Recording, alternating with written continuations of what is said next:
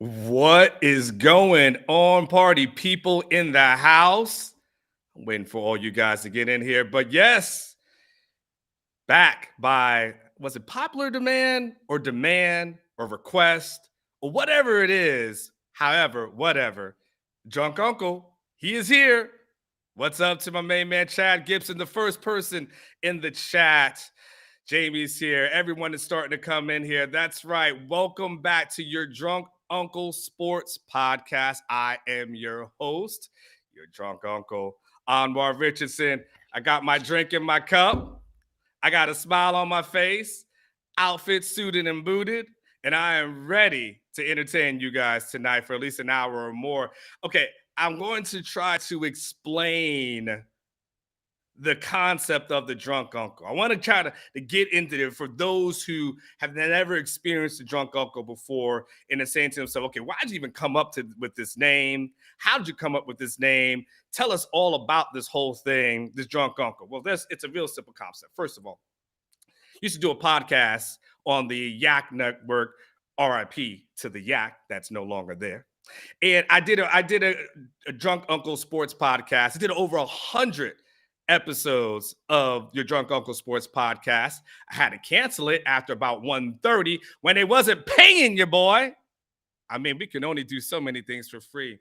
But the concept of your Drunk Uncle Sports concept, and what's up, Jackie? What's up? I see all you guys in the chat. Don't worry, I see you, everyone there. Jason is there, Teddy's there, Bill is there, Rabbit is there.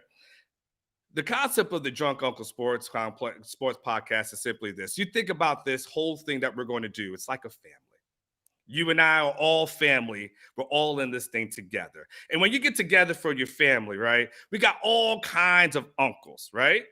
You got your uncle, that's the preaching uncle. You know, that's the person that always wants to talk to you about God and want to make sure that you're going to church all the time, right?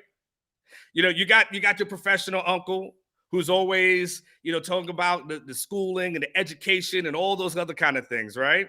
You got your uncle who's got the ankle bracelet on, those kind of unks are. So you got the uncle with the ankle bracelet. He's in and out, don't really know how to function in society, but you're hoping for him. You're rooting for him. And then you got the drunk uncle. That's who I am. Well, who is the drunk uncle? Well, the drunk uncle is a fun uncle, right? Because the drunk uncle always got a drink in his cup. The drunk uncle is the one that always entertains you. The drunk uncle is that one that you want to be around. You want to hear what the drunk uncle's got to say. And sometimes you're going to laugh. A lot of times you're going to laugh. A lot of times it's going to be entertaining. But every once in a while, your drunk uncle is going to say some things, usually all the time, that you're going to say, man, I learned something from that. So that's the idea of the show. I want you guys to be entertained. I want you to laugh. I want you to enjoy yourself. I want you to get away from the world, all the craziness that's going on, all the politics, right? All the family stuff. I want you to get away from all that. I want this to be your escape. And I want you to enjoy yourself while you're here in our presence. And then just one more thing about the show. I definitely will talk Longhorns, right? So you don't have to worry about that. Every once in a while, we're going to go off topic. Don't worry about that. Don't worry about that. We're always going to bring it back home. It's not going to be your traditional sports show because it's what your drunk uncle would do. Okay, so let's make sure we understand that. What someone said, I always knew Richard Pryor was a Texas fan. Hey, listen, pimping ain't easy. Don't worry about that, Jay. So now that you guys understand the concept of the show, the thought process of the show, today's going to be a really, really good show. Because in a few minutes, my main man, Andy Staples from The Athletic, is going to be on. And we're going to break down a whole lot of Longhorn topics, a whole lot of different things. And so, by the way, Eric Torres is in. So I'm going to go ahead and put that super chat on there for me, Blake. Eric Torres says, my man's ready to pimp the town. Hey, pimping ain't easy, but someone's got to do it. You don't know what I heard about me? You can't get $1 out of me, but I got $19.99 out of you, Eric. And I want to say thank you for supporting the Drunk Uncle's Sports Podcast. And just so you know, going forward for this particular show, for this particular whole thing, and you want to talk about pimping ain't easy, if you want to put your stuff, your questions on the screen, it's got to be a super chat. I mean, hey, I got a son who's playing AAU basketball. I got another son that's playing YMCA basketball. I got bills to pay. Drunk Uncle's got to do what he's got to do. So if you want to get your stuff on the screen, Super chat it, baby. Just super chat it for tonight. And just know you're going to be paying for Maximus's new shoes, okay? Listen, thank you so much. So what I was trying to say, thank you, Eric. I always love you. You're my man. I hope you get those gummies soon, Eric. And yeah, man, I always look out for you, Eric. So now that you guys understand the concept of the show, I want to let you know that my main man Andy Staples from The Athletic. He's going to be on a little bit later on. This within the next 10 minutes or so. My main man Andy Staples is going to be on, and I love Andy. You're going to love Andy. And again, one of the things, the concepts of this show is, I'll be talking, but my goal is to make sure that you guys also get to see and hear guests at every single show. So it won't always just be me. My goal is to get guests booked for every single time. Okay. So just so you know that Andy Staples will be the guy that brings us back from the podcast days to the YouTube, which I guess is basically the YouTube podcast, and that's what it is. So I want to start off real quick, and I love the comments, by the way. By the way, Scott, if it's later, it's all good. I'm glad you showed up. I want to start off by something. I got an email today from one of the people who are at University of Texas, one of the players, and I want to pass along something to you. Because we always talk about NIL and what that means. I want my main man Blake. Blake, by the way, is the producer behind the scenes. So when you hear me saying Blake, he is the main man, the producer, the guy who's making all this thing happening behind the scenes. I love my man Blake. Blake, can you do me a favor and put that up on the screen? I just want to pass this information along to you guys so you will have it. I received this information. It looks like there are players from the University of Texas that got starting an Austin NIL club, okay? And you got the player statement that's right there. Listen, do your own research. Do your own due diligence. This here is not an endorsement. You make sure you do your own research. But I promised them that I would pass this along on the show tonight, okay? So we'll go ahead and take down the information. If you're considering wanting to be a part of it, it's the AustinNILClub.com, AustinNILClub.com. It looks like they have meet and greets with the team. They got an annual NIL club membership. There's only tailgate. They've got other player-related things. So if you are interested in being a part of this whole NIL crew and you want to be a part of it, go ahead and check them out at Austin NIL Club, Austin NIL Club. You don't have to tell them that the drunk uncle sent you, but you actually tell them the drunk uncle sent you. Let them know that you got the word from there. Pass that information along. You say, drunk uncle, you trying to get these players played? Hell yeah. Of course. I mean, I don't have any problem with these players getting a little bit of money. I have no problem with any of that. Really, I don't. I don't care. I hope they all drive Lambos. I hope they all drive Aston Martin. I don't care. It don't affect me. It don't affect my day-to-day. So I know I'm not saying go out. I'm not saying I'm doing it, but you guys are Longhorn fans. You might be interested. And so, listen, yeah, I got some drink in my cup. Don't worry about that. We'll get to that in a second. But I got some drink in my cup. So yes, if you guys want to be a part of something, go ahead and let them know Drunk Uncle sent you over there. Go do what you got to do and to support your team, support your Longhorns. And by the way, when we start talking about drinking your cup, you guys need to raise a drink tonight. Because I keep trying to tell you guys, listen, enjoy the moment. Enjoy every single day, right? I keep trying to tell you guys that all the time. And then when people started talking about getting Arch Manning, and what that meant, or what would it mean, and what that would mean for the season, I kept saying, look, don't worry about the season. The season will take care of itself, right? Don't go too far down the road. Enjoy the moment, okay? That's what you got to do. You've got to enjoy the moment. And I think if you're a Longhorn fan today, I don't have my tequila in front of me. I do have something here that's kind of fun, though. I'm not going to do it right now, but I'm going to let you guys know about this, right? I got this special bottle here, and in this bottle here, I'm waiting to open. I'm going to tell you the history of this bottle right now. I made a bet with somebody in the University of Texas athletic department. I'm not going to tell you who it is, because if I told you who it is, you would know exactly who it was. And I'm not going to go and put that person on blast, but I will tell you, they lost this bet a couple of years ago.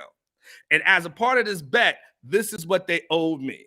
And I've been waiting for a special occasion to open it up. I just wasn't going to open up for a party or anything like that. Someone who's from the Longhorns, like I said, you guys would know the name instantly if I said it. They got this for me. So this is what I'm going to do. And this is what I'm saving it for. when Texas makes it to the Big 12 championship game, if they make it to the Big 12 championship game this year, I will open this on air and I will partake with you guys as you guys celebrate and I celebrate yourself, right? And celebrate what you guys are happy about. And that's why I'm getting into right now. The celebration that you guys should be having right now when you start thinking about Steve Sarkisian getting Jonte Cook today. I know you were happy. I know you were excited. I know you were feeling it. I know you were counting down to it. I know you were hoping for it. I know you were waiting for it. I know you highly anticipated, but it happened today. Steve Sarkisian and his staff continue to do the damn thing in recruiting. They continue to go and get the best of the best. And yes, they got Arch Manning, and that is really good. But Arch is, of course, he's the crown jewel, but you still have got to fill out an entire recruiting class, right? No, Randy, I'm not going to open it up when you beat OU. You know I'm not going to open up when we beat OU because Texas celebrated at one point when during the Charlie Strong era beating OU like they had won a national championship. And you can't do that again, right? You remember that? Hoisting Charlie up, he's crowd surfing and everything like that. Nah. It's got to be something bigger than that. It's got to be something more spectacular than that. It can't just be OU. It's great. It's great to go ahead and beat OU, but it can't just be an OU thing. It's got to be something special. I'm saving it for something special. I have another drink for the OU stuff, but I'm going to save it for something special for our drunk uncle thing. So listen, do you remember, and I say remember, do you remember where Texas was just a few weeks ago from the recruiting ranking standpoint? I mean, we're talking about 20s and 30s, and we're starting to think to ourselves, man, okay, Steve Sarkisian did it before. We'll see if he can do it again. Some of you guys are walking around with mustard seed faith and saying, all right, I believe it can happen. And then when we're thinking maybe it's going to happen later on. And then the Arch thing happened. And then all of a sudden there has been a domino effect ever since then. I love the comments, by the way. You guys are hilarious. All you're doing is motivating me to go out to get more pimp gear. Just going to let you know. And by the way, you want to sponsor my pimp gear and you want me to wear some of this on the show, feel free to contact me at orangebloods.com. And I guarantee I'll give you a shout out every single week. Wardrobe provided by Huggy Bear. And so Jonte Cook becomes a Longhorn today. And what does that mean? Blake, go ahead and put that on the screen. Go ahead and put the most important thing on the screen. Look at what is on the screen right now. The most important portion of it is team recruiting rank. That's right. Your Texas Longhorns are number one in the country when it comes to recruiting. Repeat that again. Say it after me. Number one in the country when it comes to recruiting. That's above Ohio State. That's above Alabama. That's above Georgia, Clemson. Go down the line. It don't matter. It's above everybody. Everybody's behind them. Number two, so we go down the list, is Ohio State. Number three is Notre Dame. Number four is Clemson. Baylor at number five. Really impressed, by the way, Baylor. I'm not lying, Baylor. That's pretty damn good. But you still ain't number one. We've got Texas Tech at number 6. We've got Cincinnati at number 7. We've got Penn State at number 8, Northwestern at number 9, and Arkansas rounding it off at number 10. So this is what I am trying to tell you.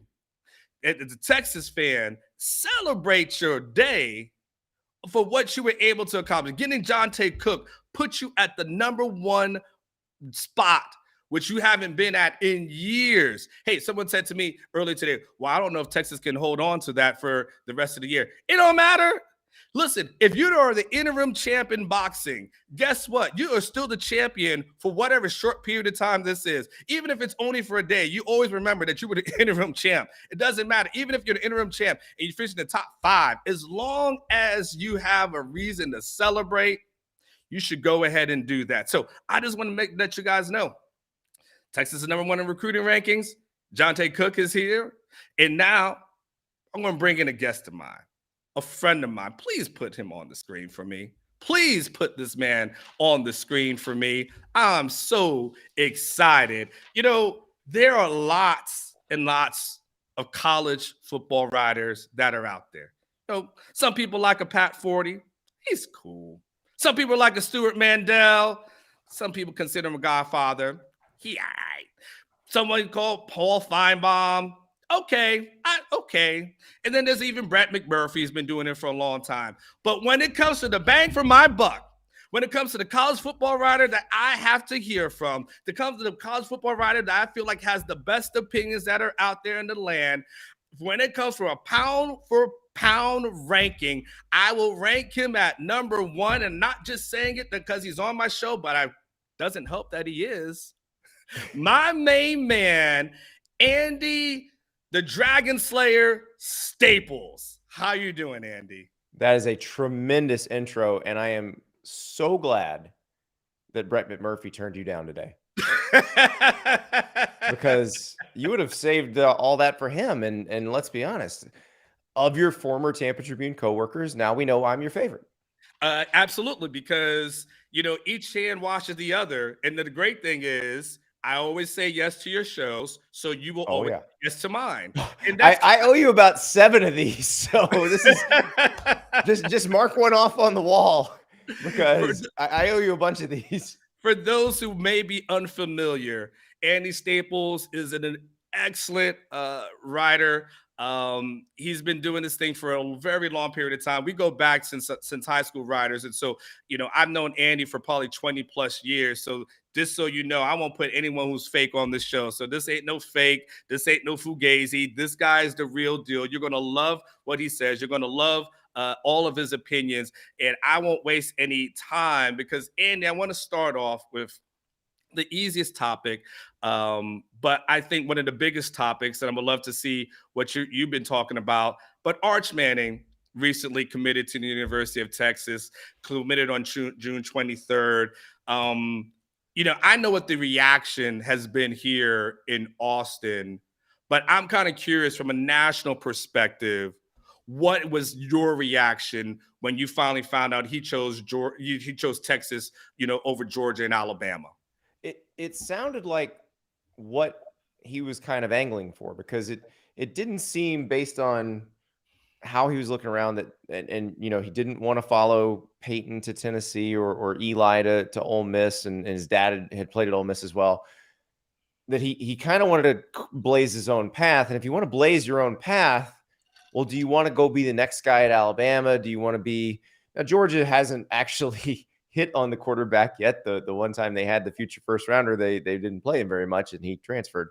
But they did just win a national title. So do you want to be a cog in that wheel, or do you want to be the guy who saved the program or who brought the program back? I think that makes a lot of sense given what we've seen from him. And, he hasn't been real public. He hasn't talked a lot. He hasn't said much about his recruitment. So we're all just sort of speculating here. But I would imagine that having a proven quarterback coach as the head coach certainly helps. I think that matters a lot.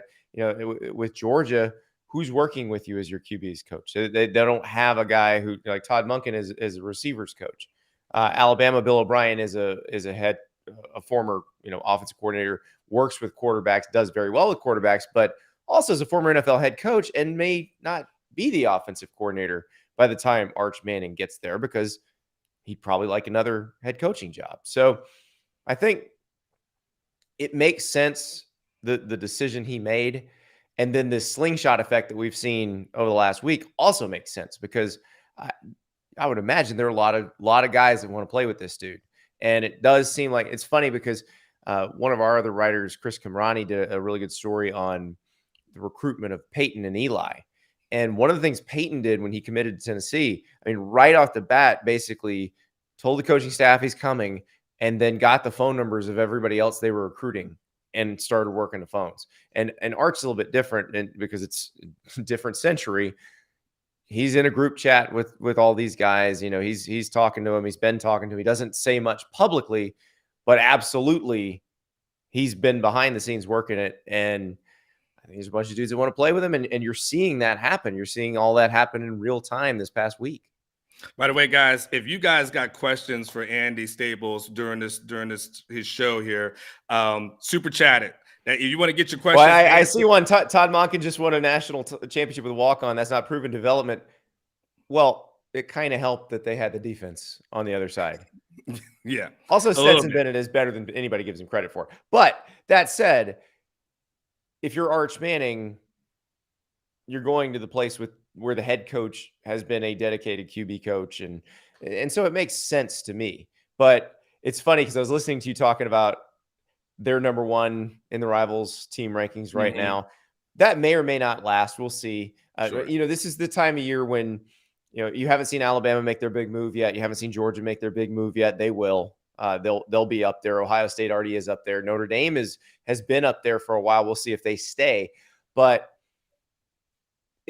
as you know, and I know a lot of the Texas fans that are watching have probably made fun of Texas A&M fans for celebrating their recruiting national title last year to go after an 8-4 record. It doesn't mean squat if it doesn't turn into anything. And that's what really matters here. And how is Texas recruiting toward the future, toward going into the SEC? I think that remains to be seen. And I think the most important piece of it actually happened this past recruiting cycle when they recruited all those offensive linemen. And I don't expect anything out of those guys this year. They're going to be young. But the fact that they got those guys to have in place, and they were all very highly rated, and they were offered by other very good programs. So it's not like this was a fake thing. The rankings they had weren't fake. If some of them pan out, that's who's blocking for Arch Manning in the future. That's who's opening the holes. And that's been the problem at Texas is the line of scrimmage. It's funny because Steve Sarkisian, who once was the head coach at USC, kind of the same problems at Texas and USC recently, where there's been good skill talent, but they just have not been able to develop guys on either side of the line of scrimmage, have not been able to put those guys in the NFL. And I think, a lot of it is the Big 12 makes it hard to do that on the D line. I think the offensive line a little bit too. So going to the SEC is going to help them on that front, because I think guys look at the SEC and they say, okay, lots of offensive linemen, defensive linemen get drafted out of there. But if I'm Arch Manning, I look at that and I say, wow, they are serious about building on the line of scrimmage. And that is the sort of thing that if I'm a quarterback, I want to make sure that's what's going on before I say yes. Andy, give me, you've been doing this, 20 plus years at this point. Is there any other historical reference that you can have for a team that finished with 5 wins, 6 straight losses, a really bad loss, and then turned around, a few months later, finishes with a top 5 recruiting class, nags the former number 1 quarterback in the country with like a Quinn Ewers. A few months later, then gets an Arch Manning, and then has this momentum. And from 5 wins to this, is there any historical reference to that? And if not, then how impressed are you with the job that Steve Sarkisian and his staff are doing? It's very impressive coming off 5-7, because it's hard to sell when you have a loss to Kansas and you're losing to Iowa State and teams that you should be more talented. You should be able to just out-talent them. And so they are selling these guys on a vision of the future, and that's all you can do when you're coming off 5-7, and it's working. Now, they've got to keep this going, but I actually think this takes a little pressure off them for this year, because I'm not expecting a ton from Texas this year. I know they are loaded at the skill positions, but we don't know what the quarterback situation is going to be. Maybe Quinn Ewers winds up winning the job and is awesome. We'll see with Hudson Card.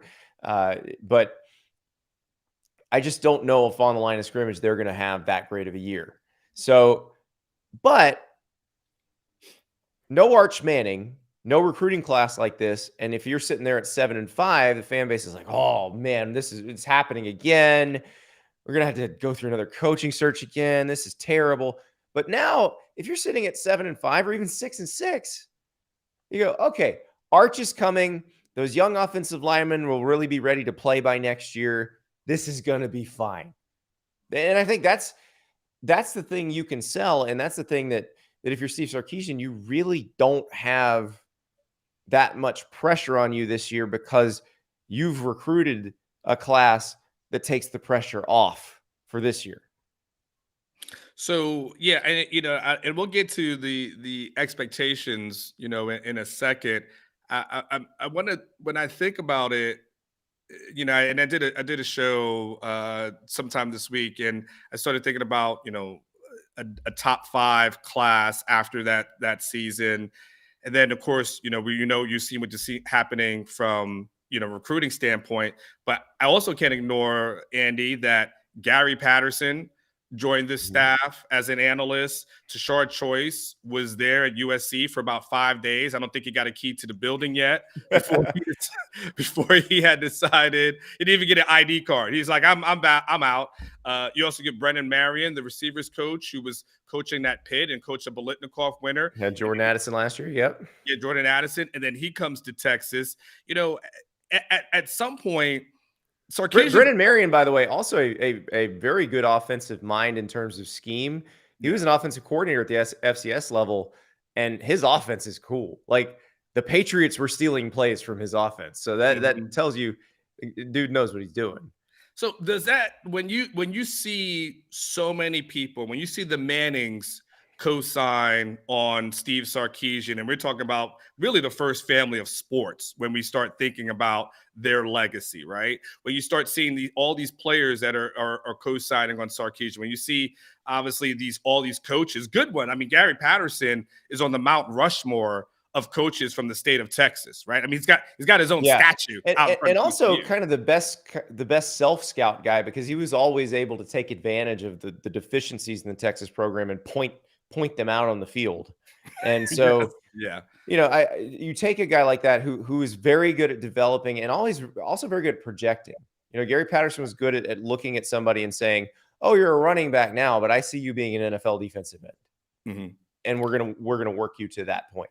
And so I do think they've got a good plan in place. It's still got to happen. I mean, the thing about me with Texas is they've had all these advantages before.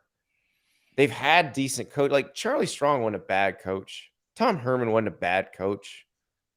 There's stuff that has been happening at Texas that has made it hard to win. And the people who've worked there will tell you that.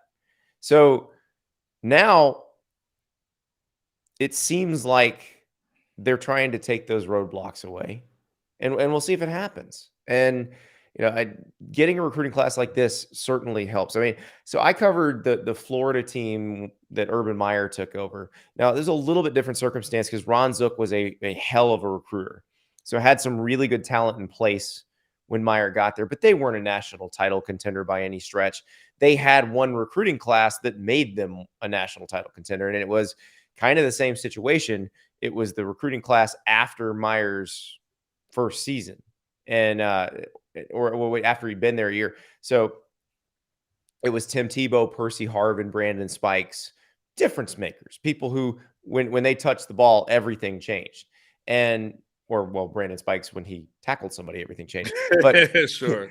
But yeah, I mean, you could tell. I remember vividly standing outside at Percy Harvin's first college practice, where they still let us watch practice back in those days, standing on the sideline. And when he caught the ball and started running with the ball, it was like, oh my God, this is completely different than anything I've ever seen before. Mm-hmm, and you got to get stuff like that to win national titles. And I mean, Alabama's got those guys every year. Georgia's got those guys every year now. Ohio State has a ton of those guys right now. And it's interesting because in the past, I'd say 10 to 15 years, more the past 10 years, you've seen a lot more clustering at the top among the best recruits, among like the top 100 guys, where instead of them being spread out over a bunch of different schools, they're all going to the same 3, 4, 5, or 6 schools. So we know who they are. It's Alabama, it's Georgia, Clemson, Ohio State, LSU, Oklahoma. Those have been the schools. Well, now I think it's kind of interesting because Georgia broke into that club, was not in that club when Mark Richt was the coach. Kirby Smart got them into it, and they started recruiting that way, where they were signing a top 5 class every single year. They just stacked them, and you saw the result of that. So now you have Texas A&M getting the #1 recruiting class last year. Then they'd been recruiting pretty well by SEC, average by supposed to be competitive in the SEC standards, but pretty well by national standards. They jumped to #1. Now you have Texas maybe being #1 or maybe being, top 2 or 3 this year. Notre Dame could be top 2 or 3 this year. If we start seeing different schools doing that and it changes each year, like maybe next year, I don't know, Penn State does it, or Tennessee does it, or somebody else.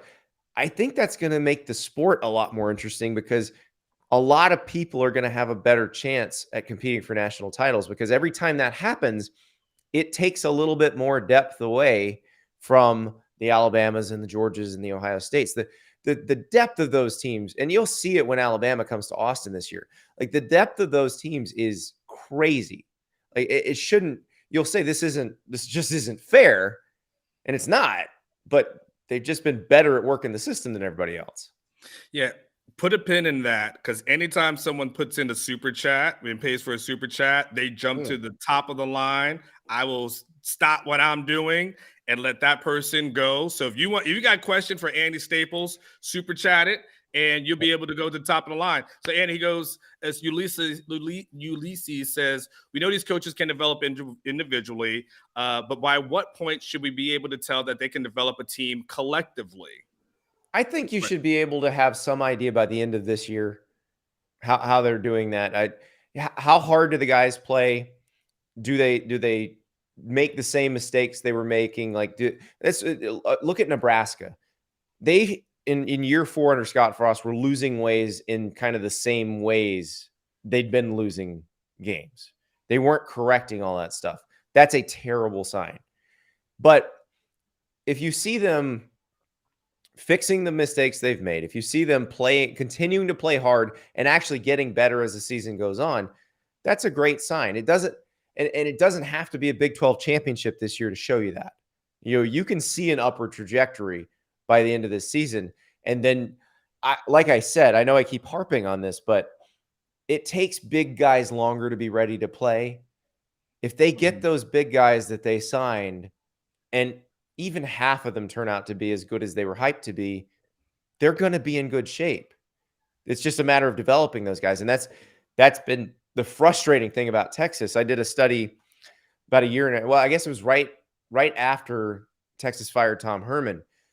And the number of draft picks Texas had created over the previous 10 years was 1/3 of what Alabama had. It was half of what Oklahoma had. Like, they have to be able to develop those guys. So what Ulysses asked about developing them individually, they have not. No, I'm not saying this staff, but the Texas coaches of the last few years have not been able to develop them individually either. Because with a big program like that, if you're really good, you're still going to get drafted high. This is not happening with Texas. So these guys need to develop the players individually and as a team. Now, I will say the recruiting philosophy seems a little more cohesive. And I think this is a problem when you have as much coaching turnover as you had at Texas. It's not just the fact that they fired head coaches. It's also that they fired coordinators, changed philosophies midstream. I mean, let's not forget when the president of Texas had to go try to, get what was it, Sterling Gilbert? The Movado incident with the Louisville Boosters' wife. Yeah, I mean, there's all of this stuff that's happened where their philosophies on both sides of the ball have changed repeatedly, and it makes it very hard to have a cohesive recruiting strategy, because that's kind of how you can tell if a team doesn't, if they've been higher in the recruiting rankings but not getting any results at all on the field. It tells you they're probably just chasing the rating and not necessarily worried about how the player fits. Like Nick Saban, when he's recruiting, like, he can have a 5-star at his camp and go, nah, we're not offering this guy because he doesn't fit what they do. Or mentally he doesn't seem like he would fit in with their competitive culture. Most schools can't do that. But I think, Sark being there, he's gotten a chance to see how that works. And you have to recruit to what you do. And it does seem like they're getting better at doing that. It's not just necessarily chasing, oh, well, we can get this guy because he's highly rated. And you got to get highly rated offensive linemen. Everybody has to do that. So they did that last year. We know with quarterbacks, but then defensively, if you're I'll give an example of just if you're an odd front team, like you don't necessarily want the gap shooting 3 technique defensive tackle. Like that guy doesn't work as well for you as the big jumbo nose guard or the 6'4", 290-pound 4-eye defensive end who just fits better into what you do. But that 6'3", 275-pound cat quick dude, he's going to get kind of lost in what you do. Mm-hmm. And so, but he could be a 5-star. And if you take him, it's going to raise your recruiting ranking, but you're not doing him or your team any favors. Andy, I want to go back to what you were talking about before. And again, you got a question for Andy Staples. Go ahead and hit that super chat button and go ahead and feel free to, and he will answer it. And I want to go back to what you were talking about when you started talking about other different teams being in the rankings. I hear from the state of Texas, so you're probably familiar. Ruben Owens, the 5-star running back from El Campo. Got the 502 tattoo. And everybody's like, well, he's definitely going to Louisville now. Listen, you only got to change 1 digit to make it the Austin area. Very true. And there is such a thing called cover-ups. So you can definitely listen. Reuben Foster played at Alabama with an Auburn tattoo, and these things happen. So, the one thing that we hear here in Austin from the outside is people talking about NIL. Right. Mm-hmm. And, it's NIL. Texas is taking advantage of NIL, blah, blah, blah, blah, blah. I got 2 questions for you. It's a 2-part question as relates to that. One, should Texas fans even care if they're going and using NIL to their advantage? Because that's part of the current rules. My second question is, as relates to that, because you talked about a guy like Nick Saban. If they're starting to become a power shift as a result because of NIL, how long does a guy like Nick Saban want to stay in this sport where all of a sudden Louisville is coming and nabbing guys, but you've got other programs that are able to take top guys? Someone, Jordan Addison could, go somewhere, transfer portals. So how long can the old school guys operate in this new school world? Well, Nick Saban's a bad example because he adapts to everything. Okay. So it's just a matter with him of how much longer does he want to make the effort to adapt. He's 70 years old. He may decide, I've won enough. I've done enough. I don't want to do anymore. But then you talk to people who know Nick Saban and their next question is, well, what the hell is he going to do all day? And I suspect that he actually likes these challenges. This lights his fire. He gets bored beating the crap out of everybody in the same way. So now he has to figure out a new way to do it. But I will say this one is a challenge for him. And this is why you saw him go after Jimbo Fisher in Texas A&M, because he cannot make more rich people in the state of Alabama. He's done a lot of things for the state of Alabama, but he's not going to suddenly create more rich people in the state of Alabama.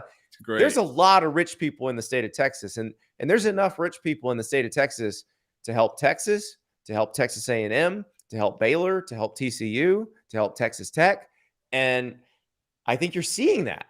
And to your question about should anybody care about whether the school's using NIL, well, you should care if your school's not. Like, why wouldn't you do everything within the rules to give yourself the best chance possible? I mean, if you're not, you're just stupid. And I have heard schools or coaches or AD say, well, we don't do it. We're not going to do it that way. We're above that. Yeah, you're going to get fired. And then they're going to hire someone who does. By the way, happy birthday to the overweight lover in the house, Heavy D. It's 29.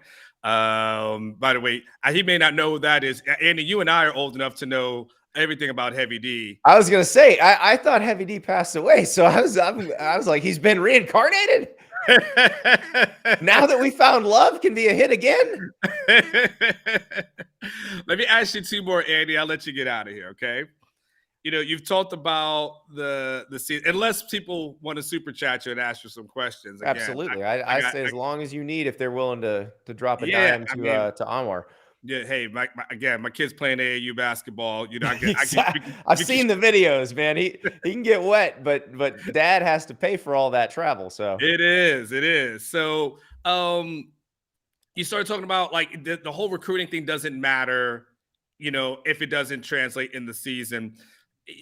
I know it's but we're in June right now. We're getting close to the season, and you'll put in your predictions so far, yeah, at some point. But what do you think?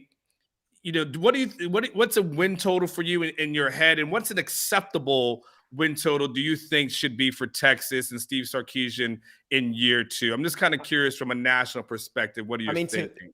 I'm different than most people because I think most people are going to tell you 8-4, 9-3, something like that. Maybe make the Big 12 championship game. If they are 6-6, I'm fine with it. Improvement is all I care about.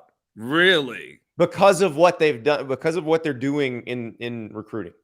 Now they got to make sure they keep that class together, but I am fine with that because again, the line of scrimmage guys it is not an instant coffee kind of thing. Like you can't put them in and stir them up and they're great. So if they're there, that's fine. And I it's a low bar, but I think they can hit it. Now, look, if everything goes right, given the level of skill talent Texas has, 9-3 is certainly possible.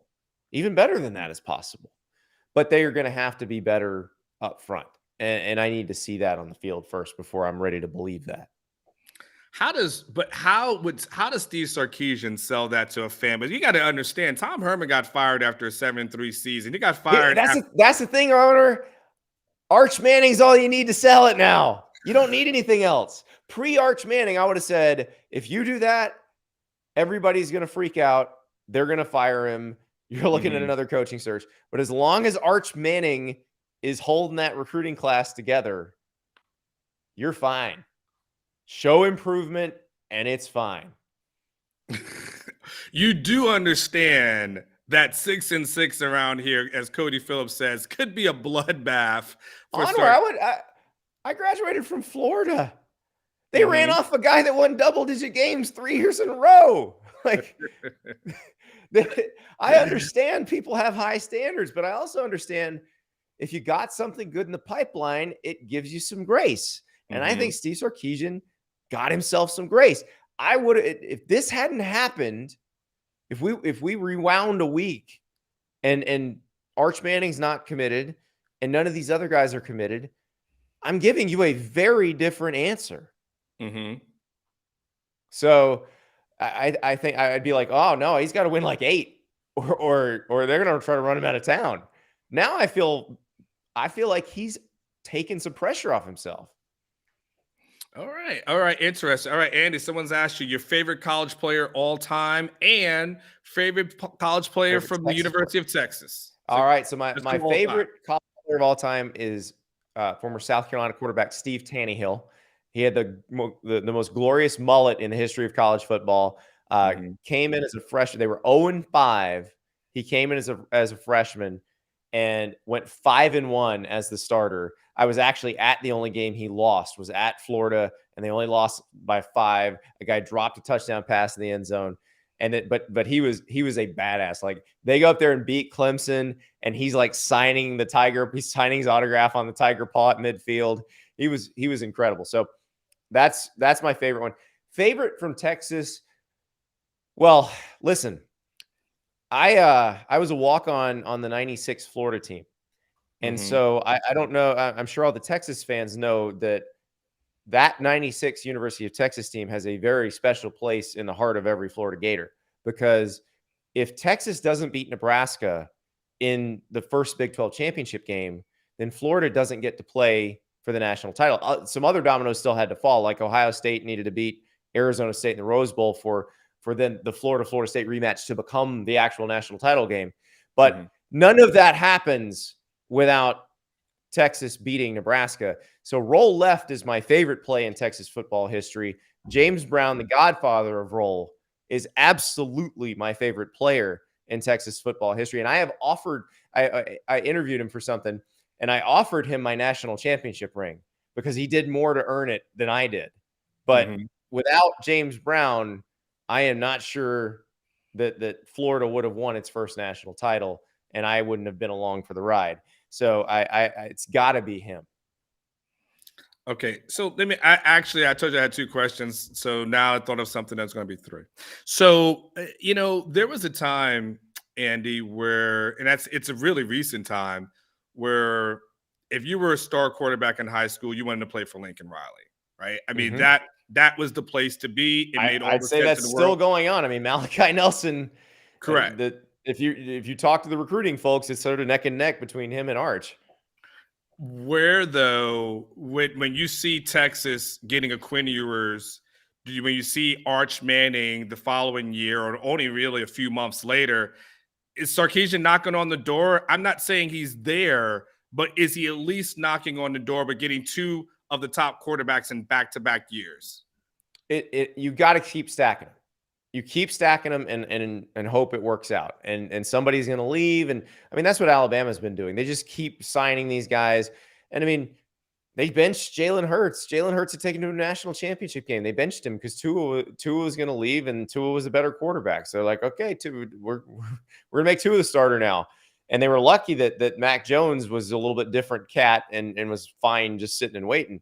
But that's what you do. I mean, Ohio State, when CJ Stroud won the job, the other quarterbacks who were there were all high 4 or 5-star quarterbacks. And they're going to transfer. It's okay. It happens. I mean, one of them's at Florida now. And so I do think that's the first thing you got to do. Now, Lincoln Riley has a better track record than almost anybody else because he can say Baker Mayfield won the Heisman. Kyler Murray won the Heisman. Jalen Hurts was a Heisman finalist in the 1 year he was with me. And then, we'll see what happens with Caleb Williams. But he's going to be the guy that the top quarterbacks in the class look at first just because of the history. But now if Sark can get one of these guys to be a star, and here's the thing. I think we're all assuming it's Arch. What if it's Quinn? Now that's probably the best case scenario, because if it's Quinn, there's a great succession plan situation going on there, because Arch doesn't strike me as the kind of guy who's just going to bail if he doesn't win the job as a freshman. So like if let's say Quinn has a really good year this year and then comes back and has a great junior year, he goes pro, and then Arch can slide in as a sophomore. That is the perfect scenario. That's the best case. Even if the best case doesn't happen, though, let's say nobody really distinguishes themselves at quarterback this year, and Arch comes into a wide open competition and wins it, and then Quinn transfers. Well, that's okay. You just keep taking more 5-stars. Like you're going to take another one after Arch too. All right, so there's the last one. I'm going to let you go. Your territory, SEC territory. It's a question you always get asked. You always, I'm sure it comes on your show all the time. Whether it's, the mailbag, that when people are asking about this stuff at the Athletic or your radio show, which is when can we hear you, Andy? Whether it's the podcast or the radio show, give us the information. I'm on Sirius XM at various times, but the Andy Staples Show podcast drops every weekday, 5 days a week, anywhere you get your podcast. So, and we've been talking a lot of Texas lately. My guess is Friday's episode will be quite Texas centric as well. Sure. So, the questions that Texas fans kind of have, and really everyone in the country, really just becomes the timetable. When do you think this thing happens? When do you think Texas and OU get out of the Big 12? Do you see a scenario where Texas is here until, to the very bitter end? And doesn't sound like that would be good for any of the parties involved, especially Texas and OU. I can't imagine the hate they're going to face on the road. And when do you think that, whether it's your sources or just your hunch, that Texas enters the SEC? It's an interesting one because there hasn't been a lot of behind the scenes chatter about, we think this can happen. The party line has been stuck to really well here of not going to happen until 2025. Now, I just look at every one of these situations and see it never goes as far as it's supposed to go, that somebody always gets out early. And even as mad as the other Big 12 schools are, there's a very reasonable conversation that can be had about Texas and Oklahoma getting out and being in the SEC in 2024. And all that conversation is saying, here's the amount of money that you guys would have made if we stay until 2025. So what if we paid some cash that essentially got all of you a couple million more than you would have made had we been here through 2025? I think, the 1 year early in the SEC, the extra money they would make from that, plus, any sort of help they might be able to get, plus their, Texas and Oklahoma just have some money. I think you probably get a reasonable answer to that. I don't think the other Big 12 schools, just out of spite, say, no, we're going to take less money to just make you sit here and make you play here. I can't imagine that. I can imagine that a year ago when all this broke, that they would say that. But as time goes by, they're just gonna be like, listen, all right, that's fine. Let's just get on with our lives. And if it makes us a couple million more bucks, let's do it. Okay, perfect. Andy Staples from The Athletic. You guys got any sign-up specials right now going on, Andy? Yeah, buddy. If you go to theathletic.com/Andy Staples, it is $1 a month for your first 6 months. Wow. Okay. Hey, can't beat that. $6? Yeah, $6 for 6 months. It's like one latte. I mean, yeah, but what are you charging us, like $55 after that, man? Is this like a gym membership I can never get out of it? It is somewhat like that, but I guarantee you will be hooked, and it will move from one latte for 6 months to essentially one latte a month.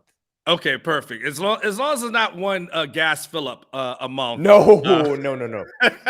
I'm just joking with you. All right, listen, Andy Staples, thank you so much for joining us. I appreciate it. Thank you for coming on the show again. I'll be around. We'll always talk to each other. I'll text you and everything like that. But ladies and gentlemen, Andy Staples, I appreciate you. Thank you, sir. Thank you, Anwar. Now I got to go get a hat and a shirt. That's I had no idea that I was going to look this bad by comparison. So next time I will come correct. And at least think about a gold chain. Wow. All right. Go ahead. Look good with the gold chain. I got no chest hair. It doesn't work for me. Blake, I'm going to continue the show. You can go ahead and drop Andy out. Yeah, that was interesting. All right, listen. All right, it's a drunk uncle, right? Let's talk. I appreciate Andy. Andy was a really great guest. Really good information. I absolutely love having him on and getting a different perspective, getting a national perspective. I'll go back to what you guys are thinking about and every guy talking about. I think that what Andy was saying, just so we're clear, I think Andy was talking about his expectation of what the season would be and how for himself, he would be okay with 6-6. He was giving his own thoughts, his own perspective. Now we can talk about what you guys really expect, right? We can talk about what you guys are really thinking. Because I know you guys well enough to know. Drunk Uncle's been here since 2014. I know you guys like the back of my hand. I understand. If you want to talk about a pimp slap, throw 6-6 out there and see what happens. Go throw the Texas Bowl out there to you guys and see what happens. Throw that out there. I mean, nah. I know it's not going to work for you. I get it. Trust me. I understand what you're thinking about. I'm with all of you guys when I start thinking of what should really be acceptable for this upcoming season, right? I'm going to go to 8. Give me 8 as the floor to start with. And let's go from there, right? 8 is the floor. If you're talking about what will make Drunk Uncle not get on here and cuss and want to slap and do all kinds of stuff, 8 is okay. 8, none of us are gonna like it, but at least you understand, okay, it's at least some sort of progress. But if you're saying 1 win more with Quinn Ewers with Xavier Worthy, with Bijan Robinson, with Isaiah Nayor, with Jaleel Billingsley, with my man Jatavian Sanders. When you start talking about Jordan Whittington, Brendan Thompson, all those guys on offense, all the studs. I didn't even get into the Gunnar Helms and Juan Davises of the world that are there. And I understand that the offensive line is going to be young, but I've been hearing that some of these young offensive linemen, some of these young freshmen are actually looking good so far. So, you have that on the offensive side of the board. And then on the defensive side of the board, look, I got to believe that having a guy like Gary Patterson here is going to help. He's not going to make it worse. I can guarantee you the defense is not going to be worse with Gary Patterson. It's going to be better. They've shored up, or at least tried to shore up the secondary. They've made guys switch from cornerback to safety. They're trying to hide some weaknesses. They've got, the transfer linebacker in. It's going to be a little bit better than it was. The team chemistry is going to be better than it was. So, for me, I think 6 wins would be a huge disappointment. I don't think anyone would be extremely happy. I don't know if anyone here is going to be pointing towards Arch Manning and saying, well, at least you got Arch. No, you're going to say to yourself, damn, we got 5 wins and 6 wins and going to the Texas Bowl. Like, the hell with this. No one's going to like that. Now, 8 should be the floor. And then we should be talking about other things after that, okay? Because at the end of the day, look, I know it's easy to win the offseason, right? I understand it's easy to win the offseason, but I understand this too, that this team should be better. On paper, they're going to have more talent than any other team that they play outside of Alabama. And they're going to be more talented than every single team outside of that. And the Steve Sarkisian is able to put together a game plan that they're able to go from start to finish, then this is going to be a much better team. I said it before. I said it in my last video. There's too many people, too many smart people, too many people who understand football, understand sports, that are co-signing on Steve Sarkisian. Too many people where I can't just sit back and say, nah, I can't say. No, I've got to say, listen, something's going on. Something's up. What's up? What's the $1 million Drunk Uncle's Cup? First of all, there's 2 super chats that are there. So we'll get to that when Cody's got one there. Listen, I'm from the country. I know some people think I'm from the city. I'm actually from the country. Okay. I'm from a small place called Lakeland, Florida, Polk County, Florida. Okay. And raised there. So it was much smaller. Like I remember when we got an AMC 8 and it was like amazing. I remember when the second McDonald's got built and it was like we was big time. Okay. So in my country ass, I got some vodka and Red Bull in here. Vodka doesn't make me as angry as the dark liquor does. Hennessy makes you want to fight. I don't know what it is about Hennessy, but I had to give it up. Drunk Uncle was getting into too many squabbles and really wanting to swing on folks and had to get held back too many times. So I had to go put some light liquor in here, but I want to, I want the vodka so I can get, a little tipsy, but a Red Bull so I can be awake for all my mistakes. Okay, Cody puts this in the super chat. He goes, what is one loss Texas should lose and 2 losses they shouldn't? Riddle me this, riddle me that, Cody. And 1 game they win that they shouldn't. Oh my gosh. Okay. What is 1 loss Texas should lose? Well, if you ask me the game that Texas will probably lose, I mean, that's the Alabama game. I think that's the easiest thing. Alabama's going to come in here with probably one of the most stacked teams that they've had in a while. So, you got to go with Bama on that one. 2 losses that they shouldn't. I'm not going to speak that evil, Ricky Bobby. It's the offseason. We're pouring Kool-Aid right now. We're not putting out fires. We're starting them. That's the last thing I'm trying to do is talk about 2 losses that they shouldn't have. No, we're staying in the land of optimism. This is mustard seed faith, baby. This is going to the New Testament. We're not going to the Old Testament, but we're in the book of Revelation. We're not in Genesis. We're not going to do all that. So I'm not going to talk about where the 2 losses that they should have. I'm going to have to skip over that respectfully, Cody. In 1 game that they win that they shouldn't. At that point, I'd probably go ahead, go Oklahoma State, maybe Baylor. That would be what, and that's what I would look at, because Oklahoma State, probably Oklahoma, Oklahoma State is on the road. Mike Gundy's a hell of a coach. I mean, I have all kinds of respect for Mike Gundy. I got all kinds of respect for the mullet. So if you nah, Cody, I'm not doing negative stuff, man. You want me to predict two games that they're going to lose, that they shouldn't lose? What world is this? No, it's drunk uncle's world, baby. We're not going to do all that. I'm not going into the land of negativity. This is the land of positivity right now. I can't have that aura on me, baby. We're not going to do all that. I'm sorry. I've answered the majority of your questions. I'll tell you this, Cody. If you feel like you're getting shortchanged right now, give me another question that's not in that negative realm, and I'll answer that. Okay. I'll answer that. I'm not going to answer the 2 losses question, but give me another one, and I'll go ahead and I'll answer that for you. So I'll essentially give you a 2-for-1 special, which you can't get anywhere. Okay, so let's go there.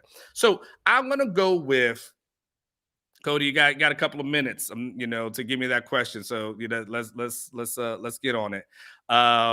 Cody, you gotta give me it. I get answered 1, answered 3. Not going to answer 2.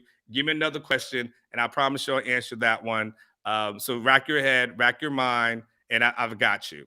And then and after that, we'll see what happens. Okay, we'll see what happens. Eric Torres has got a super chat question. Go ahead and put that up there for me, Blake. My man Eric Torres says, you asked this for Andy. Do you think? But I have to answer it for him. Do you think Sark is building Texas back the right way from the foundation of complete roster flip? Well, yeah, I'd have to say the answer to that one, yes. Because the one thing that I feel like Sarkisian is doing extremely well that you cannot ignore is stacking great quality quarterbacks who probably aren't going to transfer, which is really key in that quarterbacks who aren't going to transfer, who are going to be around. I think you start there, right? It's funny.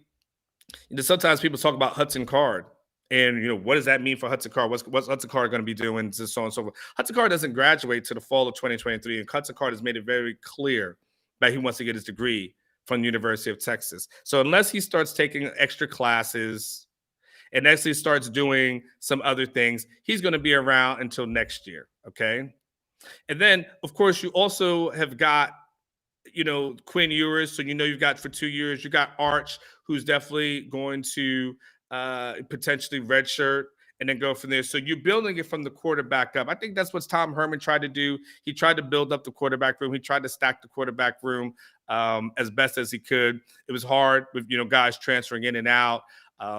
He had a couple of guys that left. Shane Buechele left. Had a guy go to Utah. Casey Thompson tried to leave, came back, so it was a little bit tough, there. But the thing about Steve Sarkisian is that the quarterbacks want to play with him.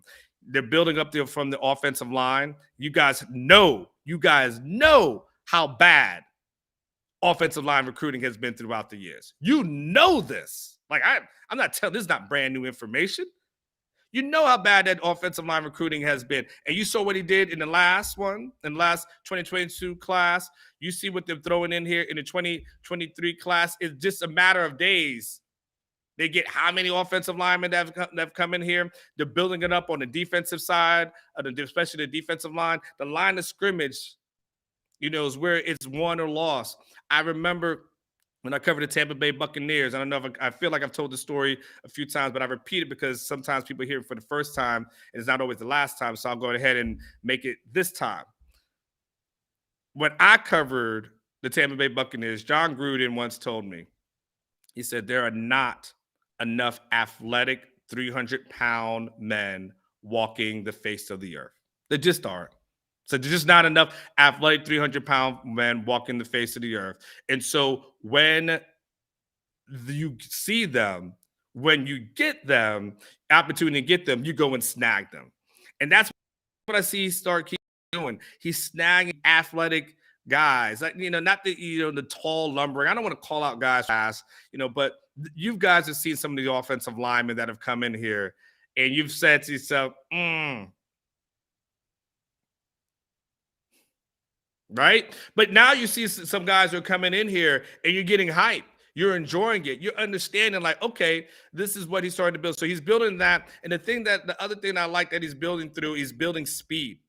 These speedy receivers, for that big play perspective, not that, let's try to do a long drive down the field, but just blast it. Just take someone's heart away. Like all those kind of things. I'm starting to see that from a guy like Steve Sarkisian. So to answer the question, is he building it up the right way? I would definitely think so. Okay, Blake, you said Cody's got another question that is not a negative question, is not going to make me want to spit out my drink. My man, Blake, you can't put it up. That's what she said. Oh, okay. You got it up now. Okay, I'm glad your pill kicked in for you, Blake. What defensive player breaks out to become an All-American this year? Well, if I had to put my money on anybody, you said All-American. I got to start with DeMarvion Overshown. Like, I'm not going to give up on DeMarvion. Like, I refuse to give up on DeMarvion. But DeMarvion flashed for me. And I saw something DeMarvion 2 years ago that I just believe that when put in the right situation to succeed, that, hey, I think DeMarvion could get it done. DeMarvion was a guy that a lot of people thought was going to be a person that, probably came out after last year. It didn't happen. The defense took a step back last season. But if you had to tell me, okay, who's the person that you got to put your money on, I'm not going to forget him. It's like the Roy Jones Jr. Y'all must have forgot. I think that's the thing. DeMarvion Overshown has got to be playing in his headphones when he works out every single day. Y'all must have forgot. He's got to remind people of who he once was. He was a guy that people thought was going to be, like I said, a top draft pick, potentially a day 2 kind of pick. He was a guy that moved from safety to linebacker, which is what NFL teams love. The NFL teams covet. They want those guys who can go, from sideline to sideline. He has that kind of speed. And so if Texas defense is playing better, I don't know if it happens from up front, from the defensive lineman, but I think the easiest path to All-American, I think it starts and ends with DeMarvion Overshown. All right. Hey, Blake, I saw another super chat that was there. Let's go. Do you remember? Did you see it down there? Quan Seeker. Yeah, I like Quan. He's really cool. What is the difference? What is different about what UT and Sark are doing in 2022 from the past 8 years that gives you hope for the future? It's a great question. Keep it up, too. What is the difference about what UT and Sark are doing in 2022 for the past 8 years to give you hope for the future? Well, Cody, you're hilarious. One, you got to start with the quarterback. This is on paper that the best quarterback that Texas will put out there since Colt McCoy, right? That he's the best quarterback that you would have put out there since Colt McCoy. So I want to start there. Secondly, this is one of the best running backs that you've seen. I know Deontay Foreman was extremely good. But Bijan Robinson, if he's in that entire running back room, if you're really being serious, is one of the best running back rooms that this program has seen in a number of years. I love what we're looking at as far as the receiver room. There are playmakers everywhere. There are playmakers to be had, and the guys coming off the bench.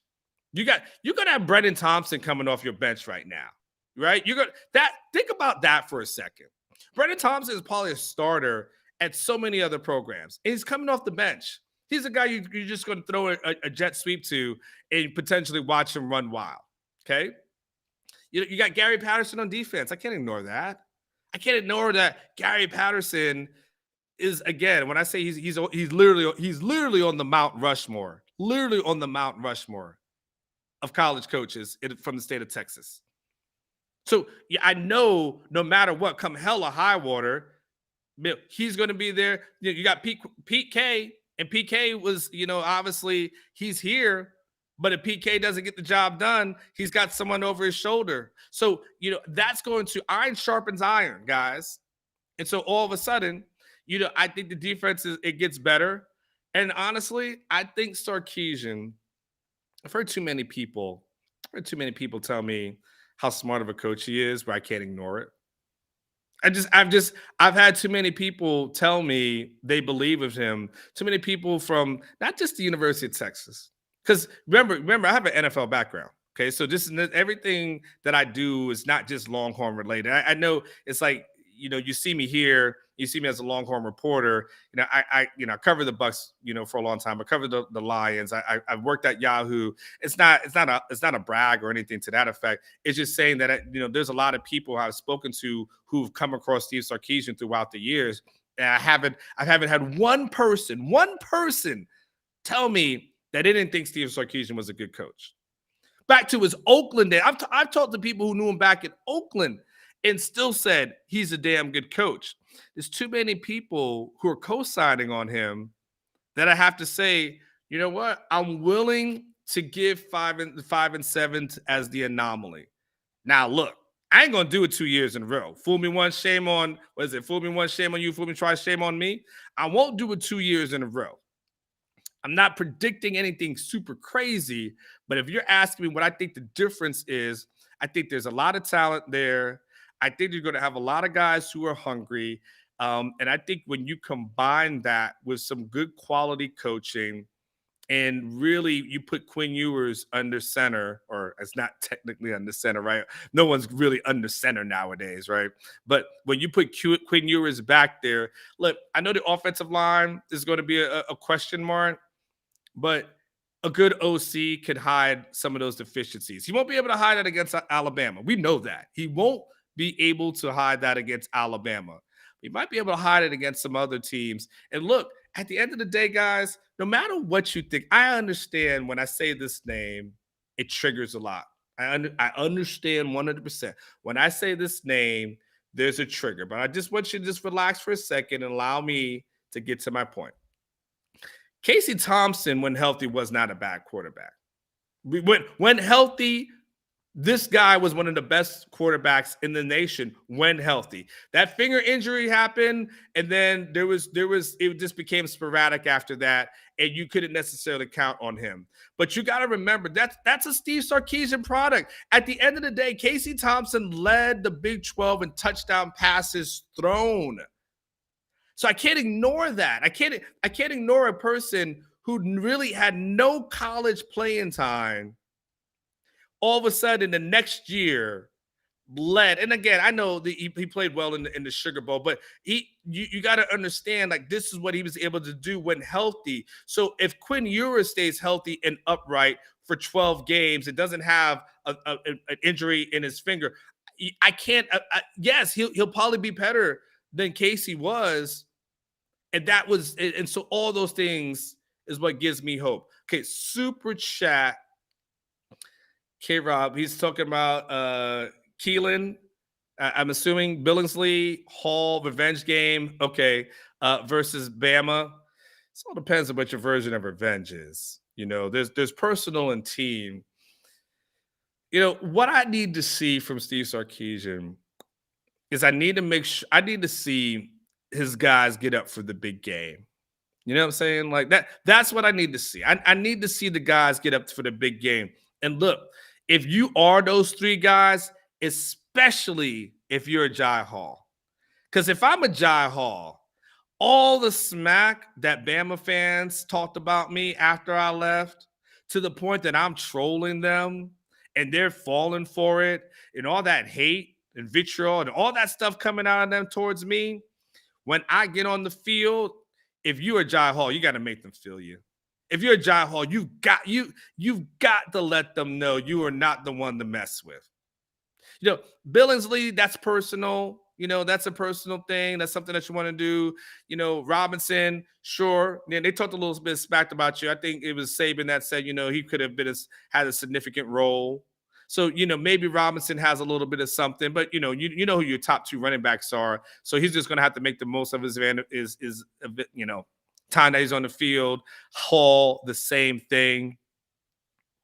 But you got to at least let them feel you. And so, look, and you mentioned those guys, Sarkisian, Jeff Banks, Kyle Flood, guys who were on that staff, those, they have something that a revenge game. If you're Steve Sarkisian, you don't want it to be said that your greatest success, the only thing the biggest success of your career came at the hands of Nick Saban. You want to be able to step out on your own.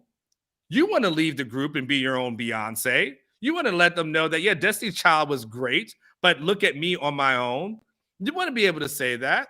You want to be able to give them a run for their money. Hell, you definitely want to be able to pull off an upset, but you don't want it to be just, while everyone's counting you out. You want to be able to go ahead and say, no, we're pretty good. Now, look, again, Bama's going to be good. It's going to be one of the better teams that they fielded in a long period of time. But there's a lot of people on the staff who should have a lot of motivation heading into that game, staff, players, to say, you know what? We're pretty damn good over here as well. And to let them know and let them feel it, So I would totally say that, should be a motivator. Okay. Listen, guys, we're going over about an hour and 15 minutes. I did not say this, but I do hope at the end of the day, if you guys have been hanging in here this long, I've meant to say this earlier, please hit like, please hit subscribe. I have hoped, unless you guys got a super chat question that keeps me around for another couple of minutes, I hope that you have enjoyed your Drunk Uncle Sports podcast. The plan is to have this live every Wednesday. My plan is to have different guests on all the time, not necessarily guests. We're going to talk about 6 and 6. So the screening process will definitely need to improve going forward. I'm just playing with you, Andy Staples. Don't come on here and say that 6 and 6 shit again, though. Nah, we're not gonna. Yeah, I want you back. I want you back on the show, Andy. But I can't necessarily do that. Oh, my man from the Rogue Shop. My Rogue Shop. He's one of our sponsors here. From the Rogue Shop. If you are into CBD products, go ahead. And, you got to go to the Rogue Shop. Do me a favor, Richard. I need you to put a comment up, and I need you to put the website on there. Take that down. Put the website on so we can direct people to the Rogue Shop. Because he's my man. Now, listen, Richard, I'm gonna do this solid for you once, but just know, we're looking for sponsors for this show. So because we're looking for sponsors for the show, this is a freebie. It's like a free hit, but you can't get another one, Rich. You can't get it. Not on Drunk Uncle. Now you want to sponsor Drunk Uncle, then Rich, you go ahead and give me a text. But this is Blue Magic, baby. Okay, you got a sample, but if you're gonna have to pay to get some more Blue Magic in the future. But go ahead and put the Rogue Shop website on here, and I'm going to go ahead and put it on for me. Thank you. What is this called? Shirkles, the Google Scholar. I don't even know what that's supposed to mean, but I'm glad you love me, Drunkle. I'm glad to be back. When I did the show, like I said, I did it on the podcast. 100 plus episodes. It was on the Yak channel. If you just go ahead and Google my name and put in Drunk Uncle, you'll see it pop up. You'll see a bunch of different episodes, a bunch of different things. Again, I enjoyed it. It was a lot of fun. I've kind of revamped it a little bit, and I'm going to experiment and play with a bunch of different things as time goes on. I had to stop it because it wasn't paying you, boy.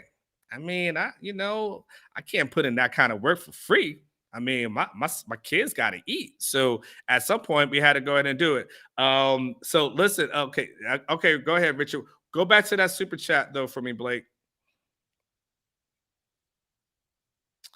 What number of run and pass plays will Texas need to be successful and control the games?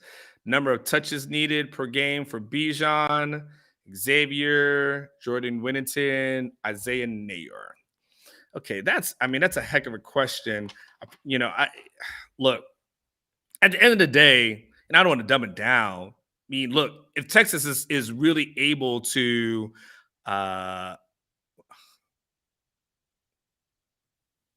Okay, I was looking at what Darwin was saying. I apologize for that. But if Texas, I don't want to dumb it down, but clearly if Texas is throwing a bunch of run plays, I'm okay with Texas having more pass plays than run plays. But the goal for the Steve Sarkisian offense is to have explosive plays. And Steve Sarkisian is not looking for a 15 play drive. He does not necessarily looking for a 16 or 17 play. That's not what Steve Sarkisian wants. Okay. So if Steve Sarkisian is getting that kind of stuff, he's not happy. He wants to be able to do 6-7 play drives, explosive plays, getting guys down the field, all those type of things. That's what he wants. So, when you're asking me, he definitely is probably going to want more run plays than pass plays at all. I'd have to give me a second, and I'd have to go look up and give you an analysis to tell you what that looked like. But I would probably guess it's probably at least a 60-40 percentage. It's hard to do in today's college football, but you probably want at least a 60-40 thing. Number of touches needed per game for Bijan, Xavier, Jordan, and of course Isaiah Nayor. Well, first of all, any game that Bijan has over 20 touches is probably a good game for Texas. Any game that they have over 20 is going to be good for Texas. That's going to be important. Okay. Xavier, Jordan, Nair, if you're getting 8 out of Xavier, and another 6 out of the other 2, you're probably doing extremely well. But I want to see Bijan with 20 plus. Now, I don't need to see Bijan getting 30. I don't need to see that. But if you tell me Bijan, if you're telling me right now Bijan's getting 20 touches a game, then that's I know Texas has probably won that game. Like I'm pretty sure Texas has won that game. But if we're talking about a high amount of receptions, then you go back to that Oklahoma game. Sure, it's great. As great as Xavier was, and he was great. You talk about a breakout game. You talk about excitement. You talk about just looking like someone who's an All-American. That's Xavier, man. I expect Xavier to have a huge year. Xavier's that dude. I don't want to oversimplify, but we all know that Xavier Worthy is that dude. But they lost that game. They didn't lose it because of Xavier, because they lost it because of all the other things that were happening and occurring, at that time. So, if you tell me Xavier is around that 8 or so with 20 or plus from Bijan, I think that's really good. Blake, do I got any more super chat questions? We're almost an hour and a half. Let's do. She goes, you said your shirt looks like my wife's headscarf. You paid to say that? You paid to say that? Well, first of all, your wife has got good taste. First of all, let's start there. First of all, your wife's headscarf is like that. So clearly she's a sister that's trying to maintain her looks and everything like that. So, hey, props to you that you got a woman who cares about her upkeep and how she looks for you. I'm sure she looks good on your arms. If she's willing to put something like this on her hair, you should be happy. My girl put something like this on her hair and look, and she looks good. So listen, what you need to do is to ask your wife, hey, where can I get some more headscarves for? Or at least see what she wants to go somewhere. Go down to the shop, down where you can buy those things, or go on Amazon, something like that, and go ahead and buy some new headscarves, man. Listen, now that you guys like the shirt, I'm going to have to get more. All right, what we got? Bet nobody donates more than me today. Love you, Anwar. You know what, Richard? Thank you, and thank you. You still did not put on the website, but just so you know, if you're in the CBD stuff, look, I got to tell you, my main man Richard from the Rogue Shop, he turned me on to the CBD products. I've learned a lot. Remember I told you guys I had a Hennessy made me angry. Remember I told you about, that dark liquor just brings out the worst in you. That Rogue Shop stuff, it helps calm you down. I had to learn through life Drunk Uncle giving you some life pointers. Everything in life is about a 1 to 10 scale, especially as to anger or agitation, right? And so if you start off at a 2 and then somebody pisses you off, it's easy to go from like a 2 to a 4 or a 5. But if you starting off at a 6 and then somebody pisses you off or starting off as a 7, then all of a sudden it's easy to jump to an 8, 9, or potentially a 10. So you take that rogue shop stuff and it calms you down. So you take that at night, get a good night of sleep, it calms you down. Next thing you know, you start off the next day, you at a 2. So stuff starts hitting you, getting people getting mad, da da da da da da, and you're okay. But and it helps, and a good night of sleep really helps you as well. So it's not necessarily about sitting around and just getting, wild for the sake of getting wild. It's really just to calm yourself, calm your nerves, get a good night of sleep. There's a lot of other medical things that are behind it. So I like it. And by the way, y'all know with this whole fentanyl stuff, like I need to give me some stuff that I know is safe, because y'all ain't trying to take out the drunk uncle like that. I don't know what it is, but I'm passing all day long unless my man Richard's got that thing on it. So that's what I got to say. I appreciate you, Richard. Blake, was there another one? I feel like there was another one. Okay. What's the point of the Big 12 conference today? Because to me, it seems like all the coaches tell their game plans of the season, but could I be wrong? Wait, what's the point of the Big 12 conference today? Because it seems to me like all coaches tell their game plans of the season, but could I be wrong? Dre, which Dre McBuckets. Dre, I don't necessarily know that to be true. To be quite honest with you, Dre, I think football coaches are probably some of the most superstitious coaches that hide stuff more so than any set of coaches that I've ever covered. And so just so again, on background, this is not bragging, but it's just kind of letting y'all know my resume. I've covered the NBA. When I was in Tampa, I covered the Orlando Magic when Doc Rivers was there. I covered them for a couple of years. I've also covered the Tampa Bay Rays baseball team. So, I've covered them when Joe Madden was there. I've covered the Tampa Bay Lightning, as well as a backup writer there for a couple of years. And I've covered, obviously, the NFL. Like I said, dating back to when Tony Dungy was there, Tony Dungy, John Gruden, Raheem Morris, Jim Schwartz in Detroit, the entire NFL at Yahoo. And what's interesting to me, so I say it all to say this, in basketball, you can go to like the morning shoot around, and then you can go to the shoot around before the game and be in the locker room usually up until about close to, I want to say it was about an hour before tip off. You can literally be in the locker room. In baseball, you can do essentially the same thing. You can go and show up at the park and literally go on the field, go in the locker room, which is open, sit in the dugout with, and then interview the coach. And literally, again, almost up to an hour before the game. Hockey, you're allowed to go to the morning skate and see what's going on, right? In football, it's the only thing that guys are superstitious on. It's the only thing that they don't want to tell you injury reports, because they're scared that all of a sudden, like God forbid, if if somebody knows that your quarterback has an injury, and then all of a sudden they start playing games all week long. It's like, we don't know what he is. He's questionable. As if when that person shows up and steps on the field, the opposing team is like, oh, damn, I don't even know what happened, man. Like, shit. I read on Orange Bloods that this person had an injury and now they're questionable. I guess we got to go.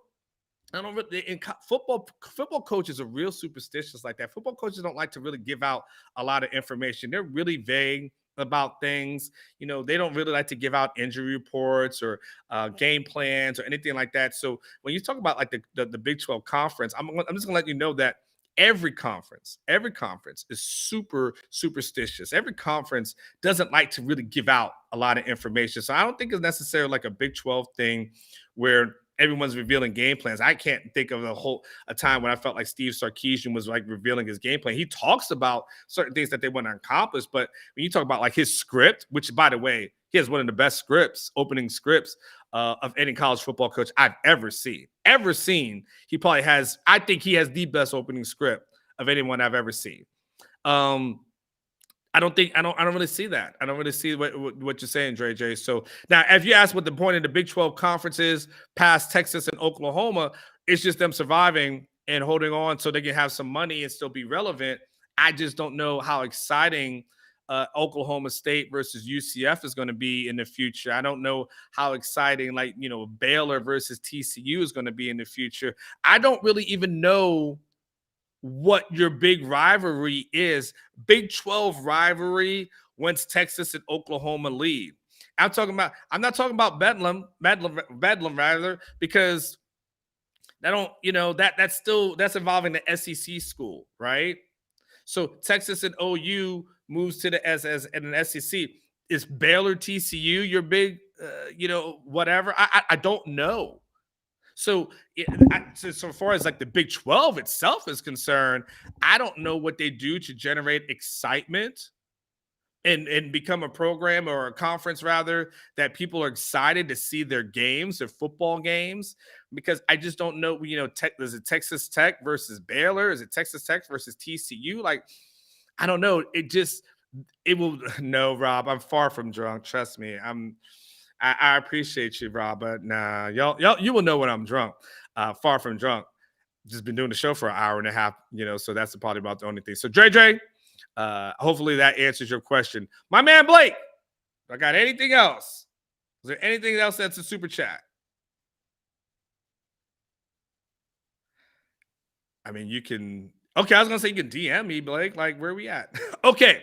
All right. So it looks like we are done. An hour and 30 minutes in for your Drunk Uncle Sports podcast. First time that we've done this thing in this format. Feel free to do a couple of things. Like it. Subscribe to it. Make sure you check us out next week, or check me out next week. I don't know what I'm going to be wearing. I'm going to try to put something fly on for you. Make sure on Thursday, the modcast, we record at 9:30 Central Time. So make sure you do that. Hey, listen, make sure you stay tuned to this weekend, because there may be some things going down. Like, Texas is nonstop. So make sure you don't go anywhere this weekend. Make sure you sign up for some alerts, because you might go ahead and see some things. I'm just saying. I ain't saying. I'm just saying. Okay. And then make sure you check out, we got tons of quality content that's here.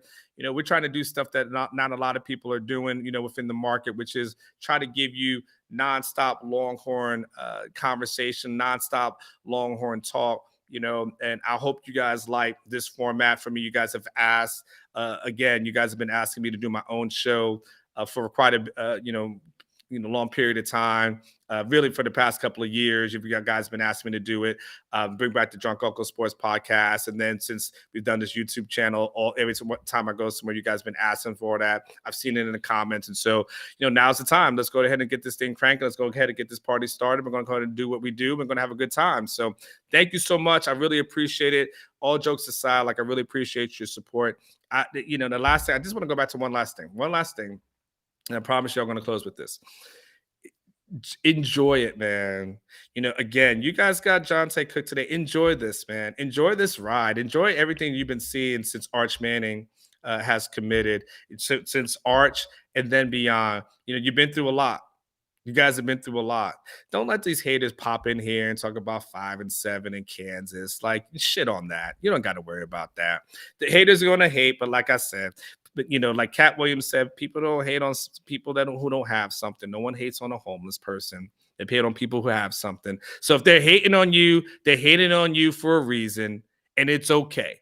Now, you just got to hope that your football coach and the football team gives you enough reasons to shut up some of those haters. But for today, where we sit as we record this thing on, what day is this? June 29th.